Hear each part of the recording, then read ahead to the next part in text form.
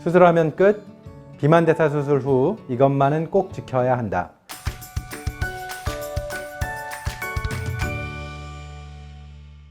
안녕하세요. 서울대학교 병원 외과의 이혁준 교수입니다. 일반적으로 수술 후 바로 일상생활로 복귀가 가능합니다.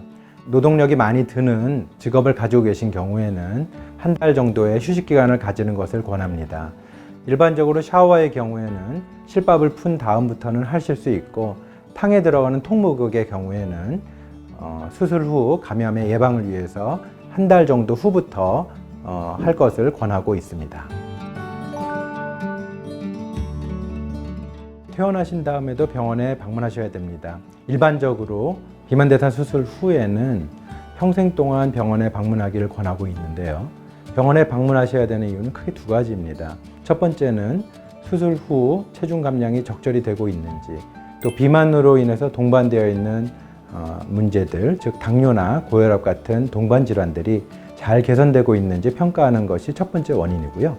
두 번째 원인으로는 수술 후 동반될 수 있는 후유증 또는 합병증이 발생했는지, 또 발생했다면 그거에 대한 치료를 위해서입니다.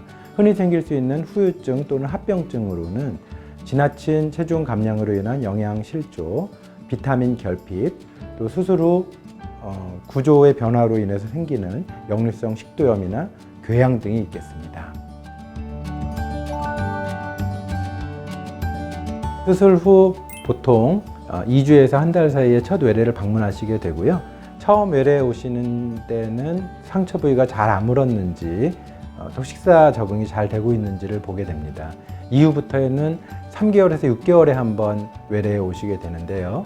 외래에 오실 때에는 기본적인 체중이나 혈액 검사와 함께 다양한 검사를 각 시기에 맞춰서 시행하게 됩니다.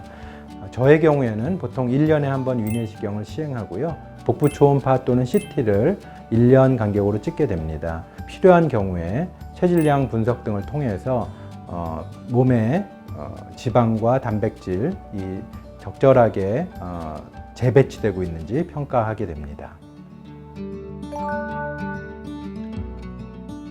비만대사 수술 후에는 기존에 복용하던 약을 용량을 조절하게 되는 경우가 많이 있습니다. 특히 비만과 동반되어 있는 당뇨나 고혈압 같은 경우에는 많은 경우에 수술 직후부터 이런 병들이 개선이 되기 때문에 당뇨약이나 고혈압약을 끊거나 약의 용량을 줄이는 경우가 많이 있습니다.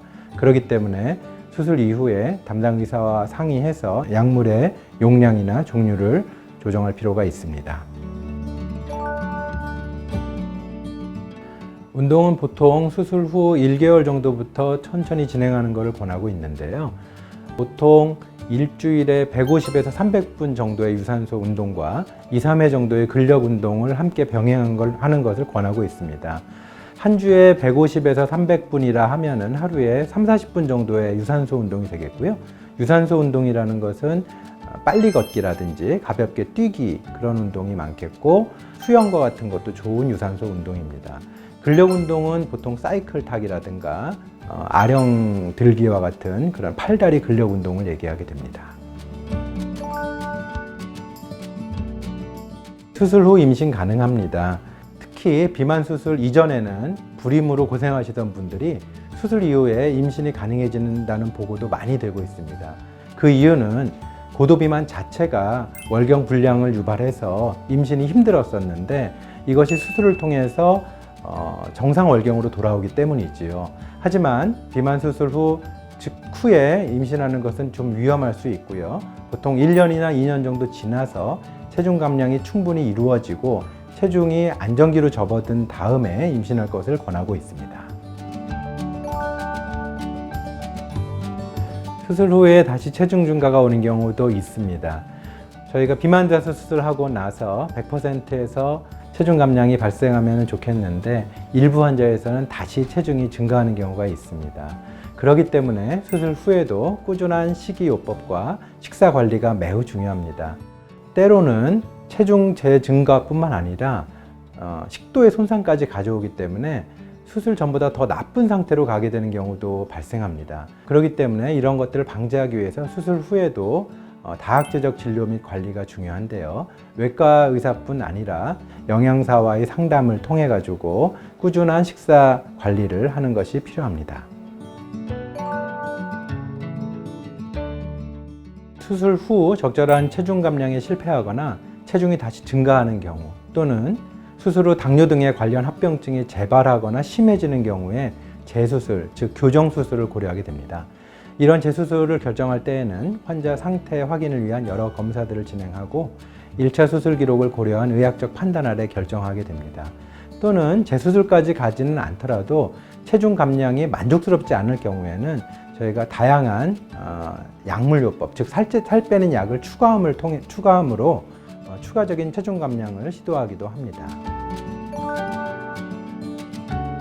고도 비만으로 인해서 병원을 찾아와서 수술을 하겠다는 결심을 하기까지는 큰 결심이 필요한데요. 실제로 수술 성적은 여러분들이 생각하는 것보다 훨씬 좋고 수술 후 발생할 수 있는 합병증이나 후유증은 매우 적습니다. 그리고 그건 거의 대부분 조절이 가능하고요.